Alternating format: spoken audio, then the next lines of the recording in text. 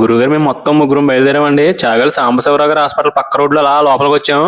ముందు ఒక ఇంట్లోకి వెళ్ళామండి. ఇక్కడ ఏంటంటే హోటల్ అనమాట ఇది. మనతో పాటే వచ్చిన మన కొడుకు రాంబాబు ఇక్కడ టిఫిన్ బాగుంటదంటే ఇక్కడికి వచ్చామన్నమాట. ఇక్కడ విరాట్ కోహ్లీ వీరాభిమాని బండి మీద వెరైటీ అని నేర్చుకున్నాడు. ఇక్కడ 20 రూపాయలకి 8 ఇడ్లీ, 20 రూపాయలకి 8 బజ్జీ కడతారంటండి. చాలా తక్కువ రేటు కానీ బాగుంటుందని చెప్తాడు మనోడు అని 2 పార్సల్ కట్టించేసాం. మన టిఫిన్ బాటిల్ తీసుకుని చాగల్ గొరువులో లోపల కంటే వచ్చాము. ముందు నడిపిస్తున్నది ముందే సానబోయిన రాంబాబు అనమాట. మన కొడుకు ఇక్కడ వాతావరణం చాలా ప్రశాంతంగా ఉందండి. కీచి కీచిమని పక్షుల సౌండ్లు వినపడుతున్నాయి. 5 నిమిషాలు వెయిట్ చేసిన తర్వాత మనకు కావాల్సిన మనిషి అయితే వచ్చేసాడండి. ఇప్పటికే మీకు అర్థమైపోయి ఉంటది మేము దేనికోసం వచ్చామో. ఫ్రెష్ కళ్ళు తాగడానికి వచ్చాము అనమాట.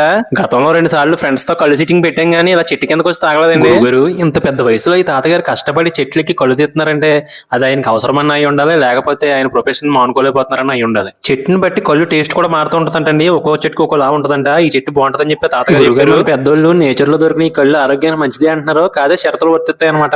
ఈ తాటికళ్ళు తీసిన 10 గంటల లోపు తాగేయాలంటండి. లేదంటే టైం గడిచి